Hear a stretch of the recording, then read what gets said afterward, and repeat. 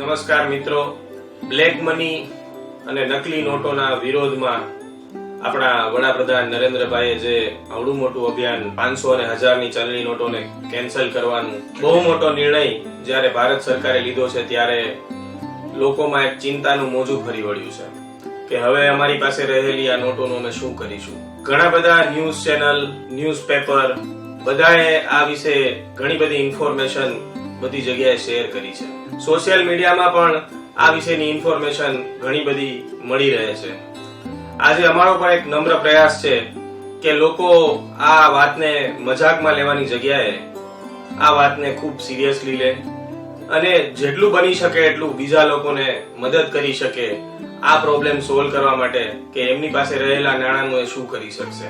ઘણા બધા એવા લોકો હશે કે જેમને 500,000ની નોટ બંધ થઈ ગઈ છે એવો પણ ખ્યાલ ના હોઈ શકે. ઘણા બધા એવા લોકો હશે કે જેમની પાસે બેંક એકાઉન્ટ પણ નહીં હોય.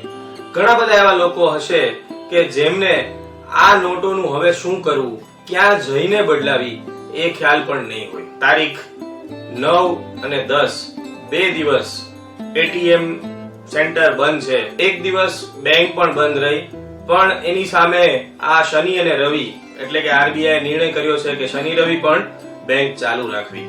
તમે બેંકમાં જઈને તમારી પાસે જેટલા પણ નાણાં છે એ નાણાં જમા કરાવી શકશો જ્યાં તમારું એકાઉન્ટ હોય. મોટામાં મોટો પ્રશ્ન એ હોય કે હવે મારે નોટોનું શું કરવું, તો ચિંતા ના કરો, આપની પાસે ઘણો સમય છે. તારીખ 10 નવેમ્બર થી 30 ડિસેમ્બર સુધી એટલે કે 50 દિવસ સુધીમાં આપ બેંકમાં જઈને અથવા તો પોસ્ટ ઓફિસ જઈને આ નાણાં જમા કરાવી શકો છો. જો તમારે 30 ડિસેમ્બર સુધીમાં નાણાં જમા કરાવવાનું રહી ગયું તો તમારી પાસે એક બીજો ઓપ્શન પણ છે.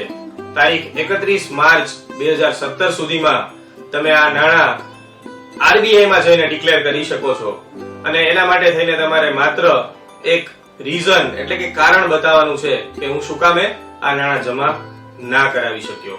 બીજો પ્રશ્ન એ હશે કે હાલ મારે પૈસાની જરૂર હોય તો હું શું કરી શકું. તો ચિંતા કરવા જેવું નથી. પોસ્ટ ઓફિસ અથવા બેંકમાં જઈને તમે પૈસા જમા કરાવી અને એક્સચેન્જ કરી શકો છો, પણ આ એક્સચેન્જની રકમ અત્યારે 4,000 રૂપિયા પૂરતી મર્યાદિત છે. એટલે કે એક વ્યક્તિ રોજના માત્ર 4,000 જ એક્સચેન્જ કરી શકશે. બીજી વાત એ કે માત્ર એક્સચેન્જ એટલે મોટી નોટની સામે મારે નાની નોટ બદલવી હોય તો મોટી નોટ સામે નાની નોટ બદલવા માટેનો સમય મર્યાદા 10 નવેમ્બર થી 24 નવેમ્બર સુધીની રહેશે. પણ તમે મોટી સંખ્યામાં આ રકમ નહીં બદલી શકો. માત્ર રોજના એક વ્યક્તિ દીઠ જેમનું એકાઉન્ટ હોય એ 4,000 રૂપિયા લેખે બદલી શકશે. હવે એક પ્રશ્ન એ રહે કે મારી પાસે એકાઉન્ટ ના હોય તો એ બી ચિંતા કરવાની જરૂર નથી. તમે તમારા મિત્રના એકાઉન્ટમાં પણ આ એક્સચેન્જ કરાવી શકો છો.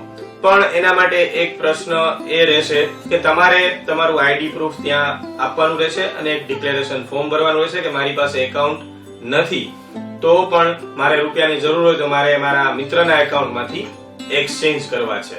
આ ઉપરાંત તારીખ 11 થી એટીએમ મશીન બધા ફરીવાર કાર્યરત થવાના છે એટલે એ બે ચિંતા કરવાની કોઈ જરૂરત નથી. એટીએમ ની મર્યાદા તારીખ 18 નવેમ્બર સુધી દિવસના તમે 2,000 રૂપિયા સુધી ઉપાડી શકશો. ત્યારબાદ તમે દિવસના 10,000 રૂપિયા અને એક અઠવાડિયામાં 20,000 રૂપિયા સુધીની રકમ તમે ઉપાડી શકશો. દેશમાં જે આર્થિક પરિસ્થિતિ છે એનો સામનો કરવા માટે આ બધી યોજનાઓ આપણા સરકાર દ્વારા આપવામાં આવી છે તો સરકારને આપણે સહકાર આપીએ.